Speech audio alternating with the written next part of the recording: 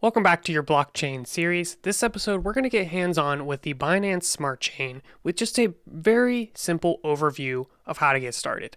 Now, if you want the theory behind the Binance Smart Chain and the other blockchain stuff, then check out the rest of the videos in this playlist. Before we get too deep into this though, I have to give a special thank you and shout out to our sponsor who is making this content possible. I mean, in addition to you guys too for watching it, so thank you. Crypto.com is a simple app to buy and sell cryptocurrency. With one of the largest selections, this is the perfect app to explore different cryptocurrencies, their prices, and information about them. Additionally, you're able to stake your cryptocurrency for consistent growth in your balance. Best of all, Crypto.com is known for their Crypto Rewards debit card. Get crypto back for every purchase and get started for free.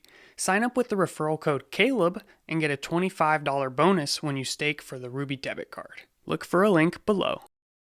So I'm going to be using my mobile device, and right now I'm on the Crypto.com app. You can use other exchanges, of course, and we'll say transfer and withdraw BNB.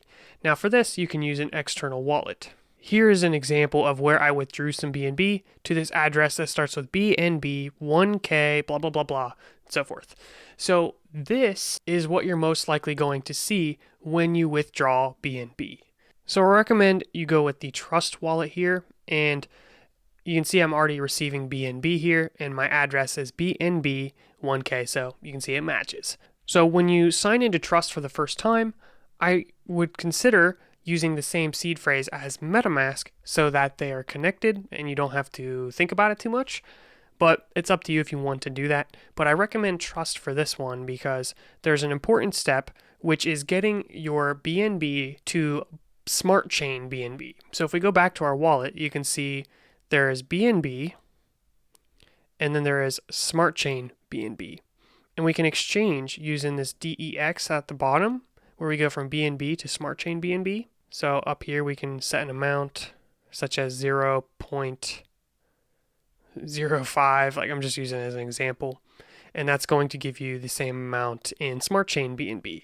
And we hit swap, and you can see there is a small network fee, so make sure the amount you're transferring is worth that network fee. But $2, that's not too bad.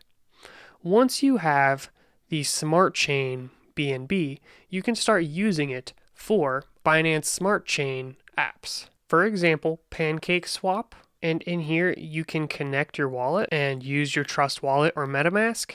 Within MetaMask, you can add Binance Smart Chain on here, and here's where you can swap between different cryptocurrencies on the Binance Smart Chain, but you can also do something similar inside of the Trust wallet. So you can see I have this browser down at the bottom and I can open up Pancake Swap, and there we have the option to do some swaps. Now to use that browser inside of the Trust wallet, you might need to take this extra step of opening Safari and typing in trust://browser enable. And that is going to open Trust and enable the browser for you. And then you can just do Pancake Swap from here.